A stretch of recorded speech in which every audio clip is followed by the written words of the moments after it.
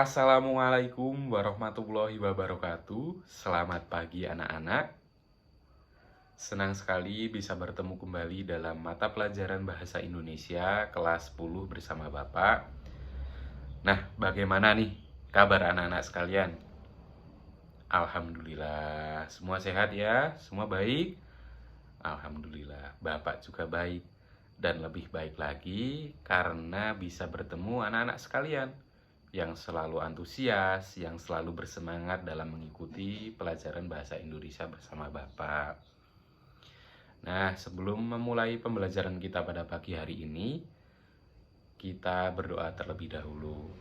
Silahkan ketua kelas untuk memimpin berdoa.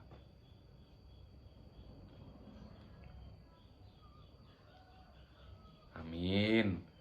Ya, semoga doa kita tadi bisa menjadi awalan untuk memulai proses belajar mengajar kita pada pagi hari ini, agar pembelajaran kita ini berjalan dengan lancar dan apa yang kita pelajari menjadi berkah dan bermanfaat ke depannya. Baik anak-anak, sebelum kita masuk ke dalam materi, Bapak ada satu pantun. Ada terasi dimakan buaya, kita presensi dulu ya. Oke, silahkan kalian cek kanan kiri kalian siapakah yang tidak hadir, kemudian disampaikan kepada Bapak. Bagaimana? Hadir semua? Alhamdulillah jika hadir semua. Bapak sangat senang sekali karena pada pagi hari ini kita akan melanjutkan materi dari pertemuan kemarin. Namun sebelumnya, Bapak tak henti-hentinya tak lupa mengingatkan kepada anak-anak sekalian untuk selalu menjaga kesehatan. Karena apa? Karena mens sana in corpore sano. Di dalam tubuh yang sehat terdapat jiwa yang kuat. Nah, jika tubuh kita dalam kondisi sehat, jiwa kita kuat, maka rasa ingin belajar itu menjadi semangat. Semangat untuk mempelajari hal-hal baru, semangat untuk berdiskusi bersama teman di dalam kelas, dan juga tentunya semangat untuk mengikuti pelajaran bahasa Indonesia. Nah, baik anak-anak, pada pertemuan kemarin kita sudah membahas mengenai apa? Ada yang bisa menjawab? Ya, betul, mengenai teks anekdot, dan materinya adalah mengidentifikasi pesan pada teks monolog yang mengandung kritik sosial. Jadi pada pertemuan kemarin kita sudah membahas mengenai teks anekdot, yaitu juga penugasannya yang mengkaji tentang struktur teks anekdot. Nah, kita juga sudah menyimak video stand up komedi yang merupakan salah satu bagian dari unsur teks anekdot. Salah satu contoh dari teks anekdot begitu. Nah, kemudian pada pagi hari ini kita masih dalam materi yang sama, yaitu teks anekdot, menyampaikan kritik lewat senyuman. Nah, yang materi yang kedua ini adalah menilai akurasi kritik sosial yang disampaikan. Nah, selanjutnya untuk merefresh ingatan kalian mengenai teks anekdot, Bapak akan memutarkan satu video agar kalian bersemangat dan mengingat kembali materi yang akan kita pelajari. Nah, silakan kalian simak video berikut ini. Bakso, bakso, bakso, bakso, bakso. Kang, baksonya Kang. Alhamdulillah, siap Pak. Kang, baksonya 1 porsi ya. Siap Pak. Sudah lama jualan bakso Kang. Nggih Pak, hampir 15 tahun. Wah, lama juga ya. Istri dan anaknya Alhamdulillah Pak, semua sudah kerja. kerja di mana Kang? Si kakak kerja di DPR, sedangkan si bungsu dan istri saya kerja di kantor gubernuran. Wah, sukses semua ya. Alhamdulillah Pak. Kok Akang masih jualan bakso? Kan anak dan istrinya sudah semua kerja. Ya nggak apa-apa toh Pak, yang penting kan halal. Iya sih, tapi maksudku, Akang kok diizinkan jualan bakso panas-panas gini? Kan anak dan istrinya sudah sukses, kerja di tempatnya mentereng lagi. Ya sama aja loh Pak, mereka juga panas-panasan. Loh, kok panas-panasan? Iya Pak, mereka di sana kan juga jualan bakso.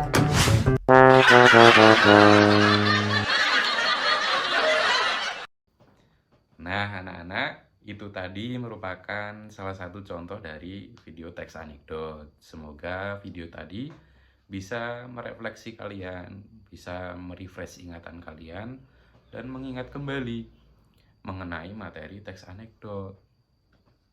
Coba siapa yang dapat menjelaskan secara singkat saja apa itu teks anekdot untuk mengingat kembali? Iya, betul. Teks anekdot itu merupakan sebuah teks pendek, teks ringan yang berisikan humor, yang tujuannya tentunya untuk menghibur. Begitu. Baik, tanpa berlama-lama lagi, mari kita masuk ke materi menilai akurasi kritik sosial yang disampaikan. Nah, anak-anak, apa sih tujuan pembelajaran dari materi yang kedua ini? Tujuannya yaitu agar kalian dapat mengidentifikasi fakta dan opini yang ada dalam teks anekdot. Kemudian kalian bisa membandingkan informasi pada komik dan berita. Nah, selanjutnya kalian dapat memahami teks eksposisi dan menganalisis struktur dari teks eksposisi. Kemudian model pembelajaran yang akan kita gunakan yaitu discovery learning dan diskusi interaktif. Nah, Bapak ingin kalian dalam mengikuti pembelajaran ini aktif ya anak-anak. Agar apa? Agar suasana menjadi hidup, suasana pembelajaran menjadi hidup. Kemudian untuk literasi mata pelajaran, kalian bisa membaca materi di buku Cerdas Berbahasa dan Bersastra Indonesia dari halaman 33 sampai 37. Nah, di situ terdapat materi mengenai menilai akurasi kritik sosial yang disampaikan. Nah, kita masuk ke bagian materi. Yang pertama adalah mengidentifikasi fakta dan opini dalam teks anekdot. Nah, sebagai teks yang berisikan fenomena sosial yang benar-benar terjadi di masyarakat, teks anekdot ini tidak dapat lepas dari keakuratan sumber informasi atau fenomena yang diangkat. Jadi dalam menulis teks anekdot ini, kita tidak boleh memasukkan cerita yang fiktif atau kita mengada-ada begitu. Itu tidak boleh karena teks anekdot ini tidak dapat lepas dari keakuratan sumber informasi atau fenomena yang diangkat. Nah, kita ini harus memiliki sumber informasi yang memadai anak-anak. Agar apa? Agar dapat menentukan apakah informasi yang disampaikan berupa fakta, opini, atau hanya asumsi belaka. Nah, dengan membandingkan beberapa informasi yang kita dapatkan, maka kita dapat memperoleh informasi yang lebih akurat dan bertanggung jawab saat menyampaikan kritik. Jadi kita tidak boleh mengada-ada. Kritik kita ini harus berisikan informasi yang akurat, faktual, dan juga terpercaya. Begitu. Nah, kita dapat memulainya dengan menganalisis fakta dan opini yang terdapat pada teks anekdot atau teks lain yang mengandung kritik sosial dengan sumber lain yang mendukungnya. Nah, karena tadi Bapak sudah menyinggung mengenai fakta, opini. Apa sih itu fakta dan opini? Nah, fakta itu merupakan hal yang merupakan kenyataan, sesuatu yang benar-benar ada atau terjadi. Jadi fakta ini merupakan keadaan atau peristiwa yang benar adanya, bukan fiktif, bukan mengada-ada begitu. Nah, kalau opini ini balikannya ya anak-anak. Opini ini merupakan pendapat, pikiran, pendirian seseorang terhadap sesuatu dan bersifat objektif. Nah, opini ini bisa dikatakan pendapat dari diri kita sendiri begitu, bukan merupakan fakta. Nah, kemudian kita dapat menentukan apakah informasi yang terdapat dalam teks itu fakta atau opini dengan apa? Dengan mencari referensi. Dengan mencari referensi data yang valid terkait informasi yang akan kita angkat, informasi yang akan kita masukkan ke dalam teks anekdot atau yang akan kita kritik begitu. Paham ya anak-anak? Nah, selanjutnya apa perbedaan antara fakta dan opini? Yang pertama, kalau fakta itu merupakan informasi yang ditandai dengan adanya hasil sebuah data penelitian dan dapat dipertanggungjawabkan. Nah, biasanya ditunjukkan dengan data, ditunjukkan dengan penggunaan bilangan statistik tanggal kejadian. Nah, begitu. Ditunjukkan dengan waktu. Dan fakta itu bersifat informasi yang bersifat umum dan diakui oleh banyak orang. Kenapa? Karena orang-orang sudah tahu mengenai, sudah dijelaskan melalui penggunaan bilangan statistik, tanggal dan waktu kejadian. Gitu. Kalau opini apa?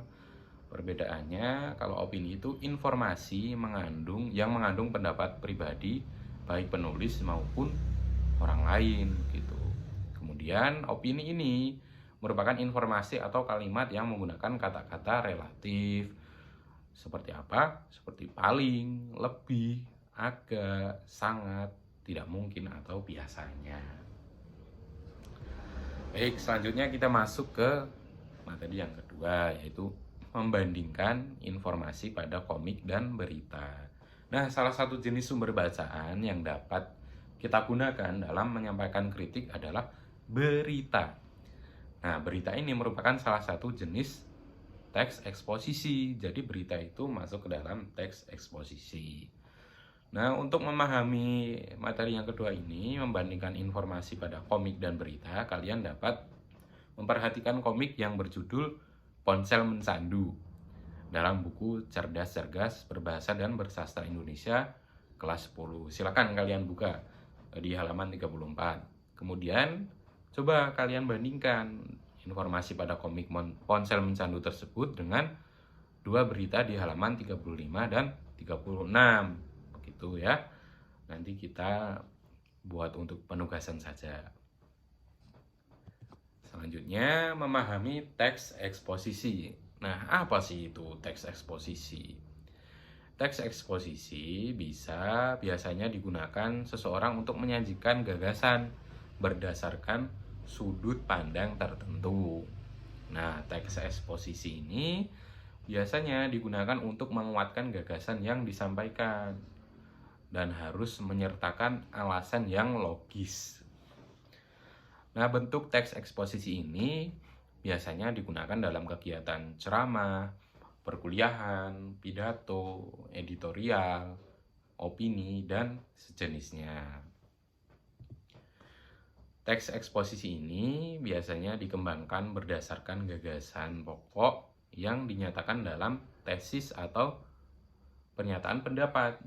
Kemudian untuk menguatkan pendapat tersebut dibutuhkan argumen-argumen. Jadi tesis atau pernyataan pendapat ini dikuatkan dengan argumen-argumen dari penulisnya. Kemudian tesis yang merupakan gagasan pokok ini dikembangkan menjadi sebuah paragraf utuh dengan menambahkan gagasan-gagasan penjelas berupa argumen tadi gitu. Nah, kemudian selanjutnya menganalisis struktur teks eksposisi. Baik anak-anak, jadi teks eksposisi ini memiliki struktur. Nah, strukturnya apa saja? Yang pertama adalah tesis, yang kedua argumentasi, dan penegasan ulang. Jadi tesis ini menjadi awalan dari teks eksposisi sendiri, kemudian dilanjut dengan isi argumentasinya, dan ditutup dengan penegasan ulang. Jadi tesis atau pernyataan pendapat ini merupakan bagian pembuka. Nah, bagian pembuka dalam teks eksposisi yang berisikan pendapat umum yang disampaikan penulis terhadap permasalahan yang diangkat dalam teks eksposisi. Jadi penulis ini menuangkan pendapat umum yang disampaikan dalam teks eksposisi sebagai awalan atau pembukanya. Kemudian dilanjut dengan argumentasi. Argumentasi itu adalah unsur penjelas untuk mendukung tesis yang disampaikan. Argumentasi dapat berupa alasan logis, data hasil temuan, data hasil penelitian, kemudian fakta-fakta, bahkan bisa menggunakan pernyataan para ahli. Nah, kemudian setelah argumentasi ditutup dengan penegasan ulang. Penegasan ulang itu apa? Penegasan ulang adalah bagian yang bertujuan menegaskan. Menegaskan apa? Menegaskan pendapat awal serta menambah rekomendasi atau saran terhadap permasalahan yang diangkat. Nah, baik anak-anak, kalian sudah paham mengenai materi tadi? Apakah ada yang ingin ditanyakan? Baik, jika sudah dirasa cukup, kita masuk ke penugasan. Seperti yang sudah Bapak sampaikan tadi, untuk penugasannya kalian bisa membuka buku Cerdas-Cerdas Berbahasa dan Bersastra Indonesia kelas 10 yang kalian pegang itu, silahkan kalian buka. Nah, kemudian kalian perhatikan komik yang berjudul Ponsel Mencandu yang ada di halaman 34. Nah, kemudian silahkan kalian bandingkan informasi pada komik Ponsel Mencandu tersebut dengan dua berita yang ada di halaman 35 dan 36. Perhatikan dengan seksama, kalian baca dengan seksama ya. Apakah terdapat perbedaan informasi yang disampaikan dari sumber tersebut dengan informasi pada komik. Kalian bandingkan komik tersebut, informasi yang ada dalam komik tersebut dengan informasi yang ada dalam berita. Untuk komiknya kalian bisa lihat dengan jelas ya pada halaman 34. Kemudian ada dua berita di bawahnya, silakan kalian bandingkan. Kemudian kalian bandingkan informasi pada komik dan berita tersebut menggunakan tabel yang ada di bawahnya, tabel 2.3, untuk mengidentifikasi perbandingan informasi komik dengan berita 1 dan berita 2. Nah, kalian dapat menggunakan referensi tambahan sebagai pembanding atau penguat informasi agar mendapatkan hasil yang lebih akurat, lebih terpercaya, dan lebih faktual begitu ya. Anak-anak, sudah jelas untuk penugasannya. Semoga kalian dapat mengerjakan tugas dengan lancar, tanpa halangan, dan bisa mengumpulkan dengan tepat waktu. Baik, jika sudah dirasa cukup, tidak ada pertanyaan, maka Bapak cukupkan sekian pembelajaran kita pada pagi hari ini. Jangan lupa kalian jaga kesehatan, jaga mood kalian, jaga semangat kalian, agar selalu semangat, selalu antusias untuk mengikuti pelajaran bahasa Indonesia bersama Bapak. Baik, Bapak cukupkan sekian. Bapak akhiri, terima kasih atas antusias anak-anak sekalian. Mohon maaf jika dari Bapak ada salah kata atau salah ucap. Bapak akhiri, wassalamualaikum warahmatullahi wabarakatuh.